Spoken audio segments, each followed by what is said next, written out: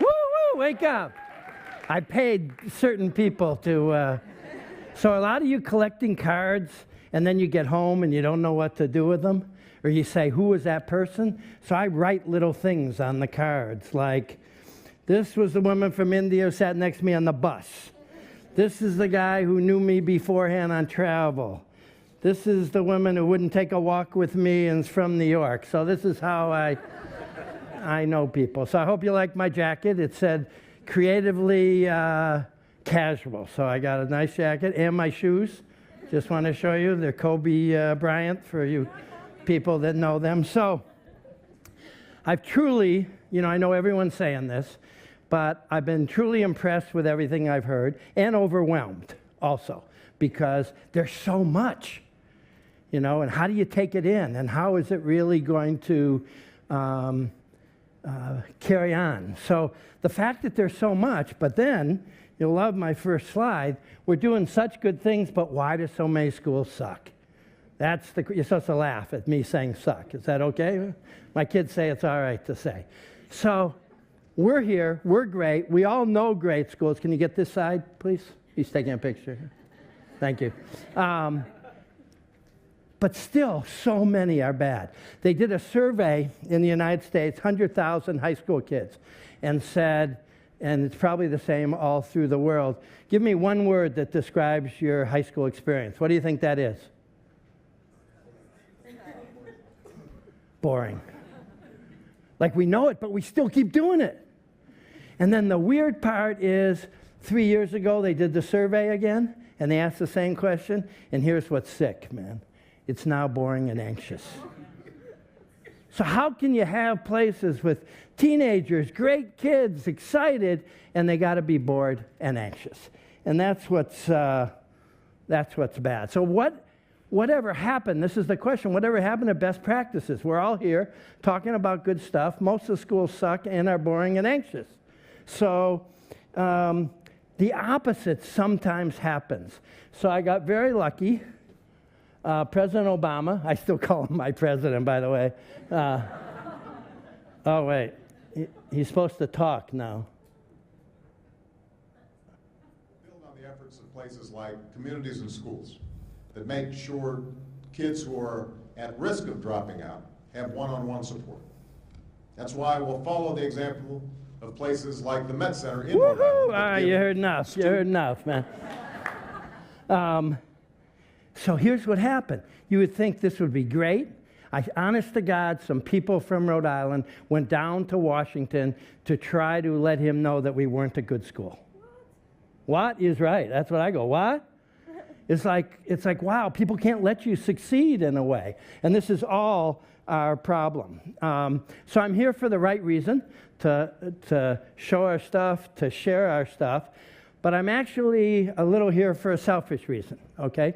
I'm known lots of places. I was telling somebody in India, they had my picture up on a billboard, man. But in Rhode Island, they pay no attention to me, okay? So as we speak, I'm writing a press release. I came here so I can say I was in Finland.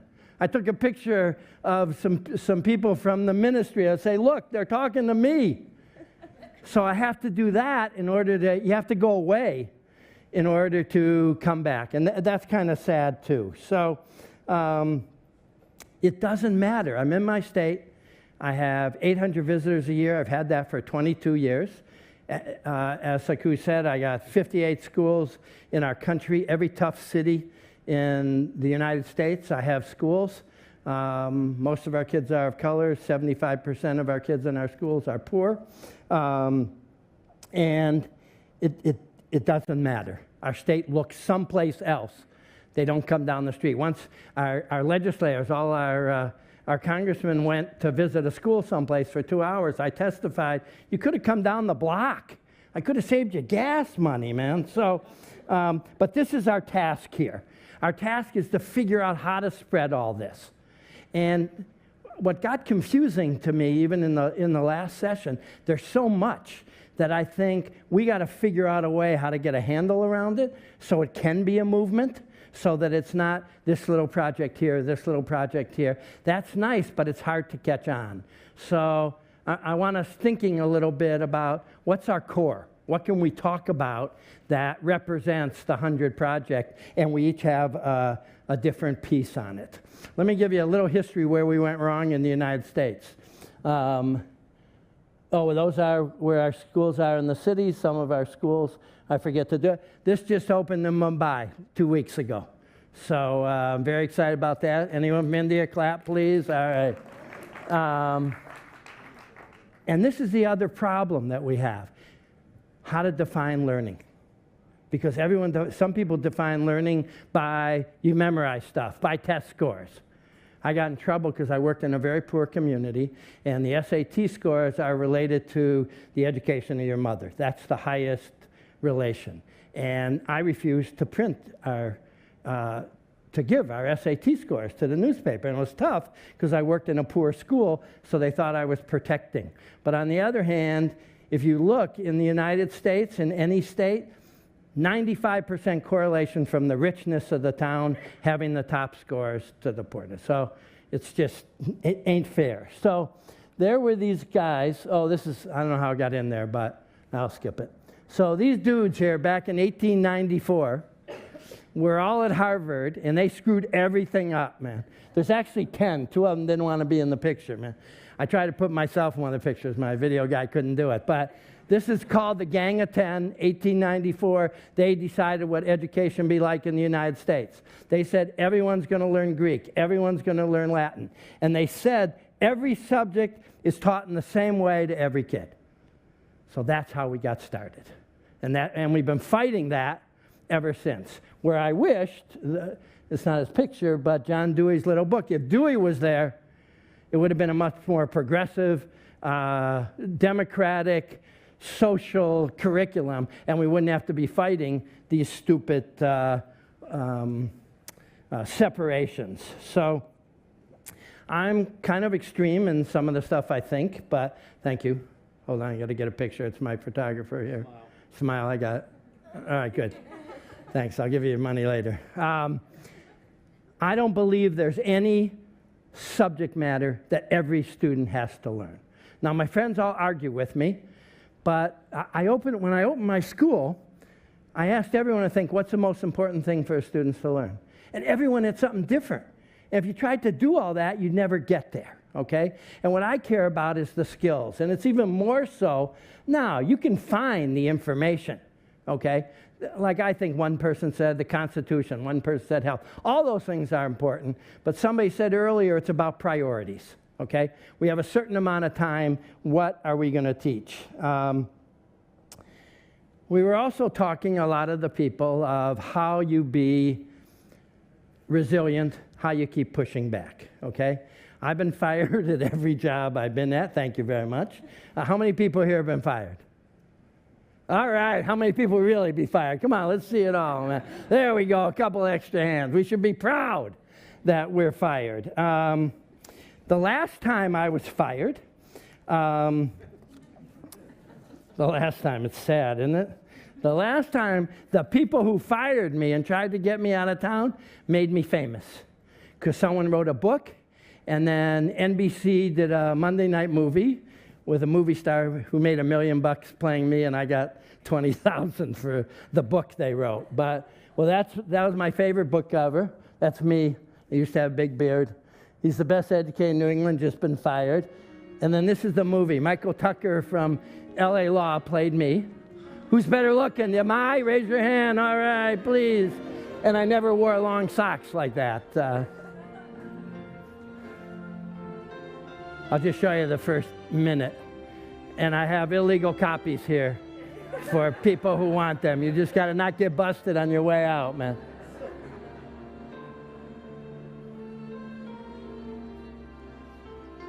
And I had a big golden retriever. The only thing I was pissed off at, he's kind of short, so he got a small dog, man. It's the only thing.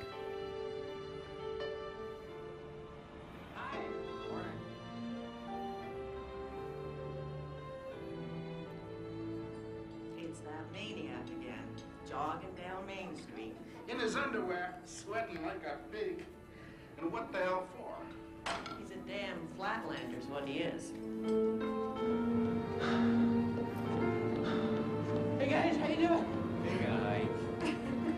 It's one of my favorite scenes. Why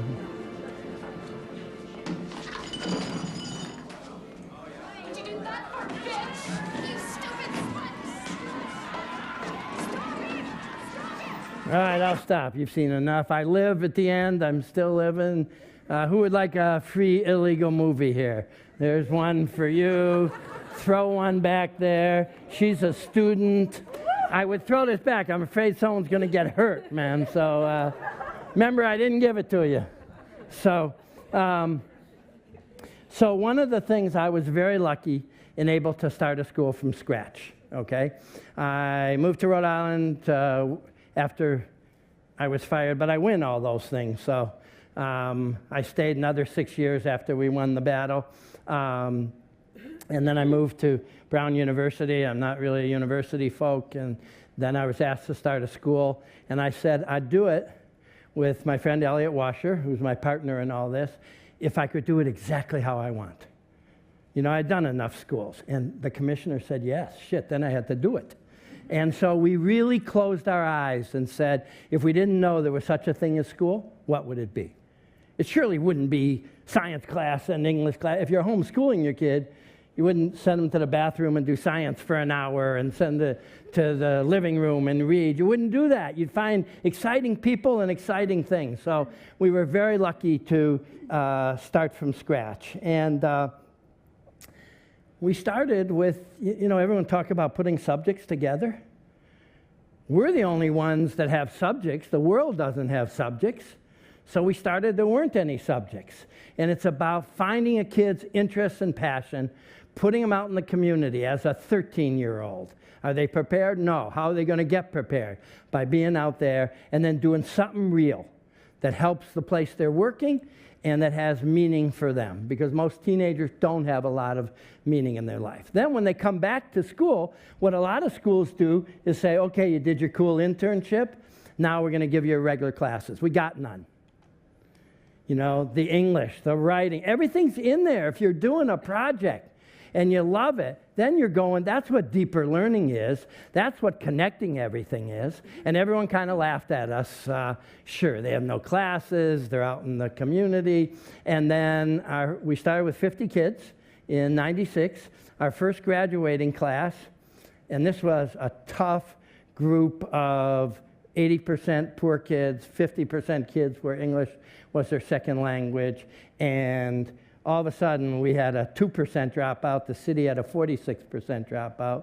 We had a 97% attendance. The city had 76%, and all our kids went off to school because they loved learning. It wasn't boring. They weren't anxious. And so that's the important. So all of a sudden, then people start saying, shit, that might be something going on there, rather than just yelling about it. So one of the things I think about a lot is when we think about change, we think about how to change schools. And I think we ought to forget about changing schools and think about how we create learning. Because schools are already set. So you got to play this game. I'm going to put a little math with science. That's cool. I'm going to find a better way to do this. That's cool. But I don't think we can tweak around the edges anymore. I think we're past that. Okay? That's why I get fired all the time. But besides that, so I happen to be trained as a psychologist, and all the research says how to motivate people when they're engaged, when something's important to them. It ain't rocket science. And so that's our job, we help a kid who's never been asked what they're interested in. No one asks a 13-year-old what they're interested in. So they say, I don't know, money, music, sports. But we keep asking, we keep putting kids out in the community to explore. And I don't care, it's not for them to become what they're doing, it's to find an environment that they love. So this one little girl, it was so cute, man. She said, I've been waiting my whole life, I want to be a teacher. I can't wait. And so, all right, we placed her in a middle school classroom. Very excited, she comes back a month later. I hate kids. Shit, I'm glad I found it when you were 13, not 22, and you were someone's teacher. And then she said, I think I like computers. And so then we put her in a computer place. And she didn't like that. And she always wanted to be a dancer, but she was afraid. Her parents told her, dancing, that can't be a profession. And then she started working with a dancer, and she went on to dance school. And so that's what it is. It's finding that beauty inside. Let me show you. So this is the other thing. You should remember some of this. This is a book, and this is why you can't tweak around the edges. This dude researched every study possible on every different program. And you know what he found? Nothing changed the kids, because it was all within the particular structure. He found two things. He found relationship with a teacher that was very important, and I forgot the other one, the relevance of their work or the internship. So that just helps me see it. This is my book that I wrote. I got a lot of money from the Gates Foundation. And when it was running out, I wrote my book. I put the head of the Gates Foundation right here. This is a book I designed, actually. It's one of my kids, and it's made up of kids' pictures, parents' pictures, and teachers' pictures. But when I said, what I say our goals are to be lifelong learners, to be passionate, to be creative, to persevere. That other stuff you can learn. And that's where we go for, and then that's how we test. So what we do, a kid comes in the school, they're with a teacher, we call them an advisor for 4 years. They become their mother, father, aunt, uncle, support. And what I didn't know, and I'm taking credit for now, they become their advisor for life. I have 35-year-old kids calling their advisor because that's their person they were close to. So it's so very important. Every kid has their own learning plan. So every kid has a different curriculum. Yes, we want them to think like a mathematician. Yes, I want them to think like a scientist. Yes, they got to read and write. But they can do it in their own way. It's not everyone taking physics, everyone taking chemistry, okay? So a couple examples of my kids my first year. One of my kids walks in, and I had been in Vietnam, not in the war, but I did some traveling in Southeast Asia, and he asked for some slides, and I gave it to him because he had a project, and I didn't know what it was, and it turned out, so he was studying the Vietnam War, and he had a mentor that was doing a monument in Rhode Island to veterans. He took a class at Providence College. When your day's all open, you can do everything. Somebody else said it. My school footprint was the state of Rhode Island and Massachusetts. You can go anywhere if you have that time. And so he took a class at Providence College on the Vietnam War. He got a B+ as an 11th grader. Then he took a class from Brown University on how to teach the Vietnam War. And he's doing all this, and he comes into me one day to ask for something. And I said, I never asked you. A lot of kids were fascinated with that time period. I said, Joe, I never asked you why you were so interested. And he kind of got real pale, and he goes, and Joe Jr. was 18 now in my school, a senior. And he said his dad fought in the war. And he said since he was 6 years old, he'd ask his dad to talk to him about the war, and his dad would turn around and walk away. So for his senior project, he took his dad back to Vietnam.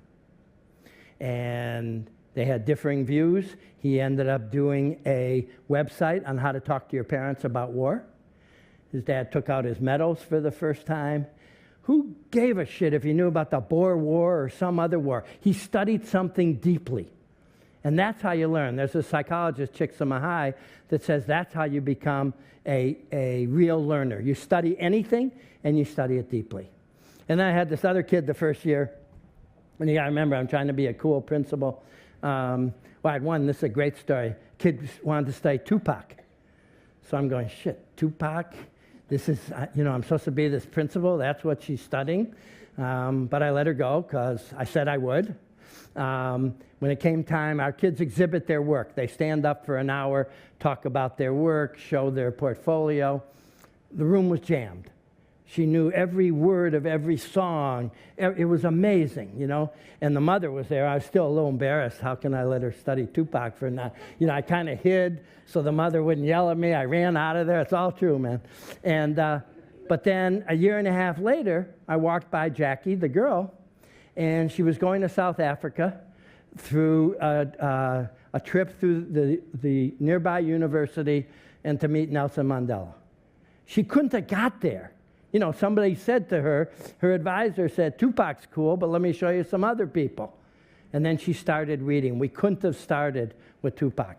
So the last story I'll tell you, this kid Marin came in, and she was a terror in 8th grade. You know, her record said she got fights every week. And she said she wanted to study death.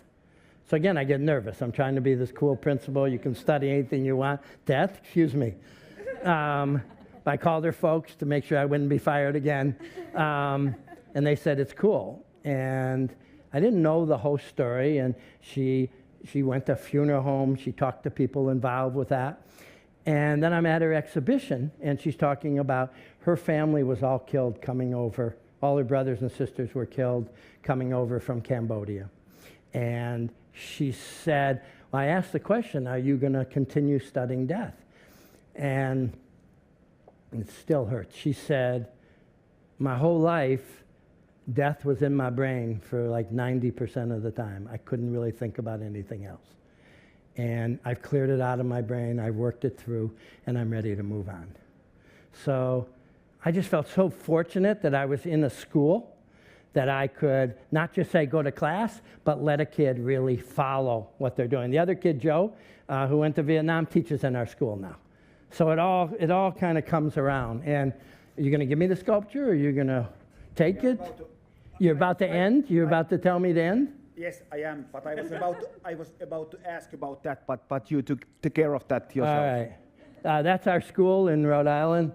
So this is my favorite. This is a sculptor actually was showing how he sculpted this. And then I looked at it and I said, this is like 9th, 10th, 11th, 12th grade.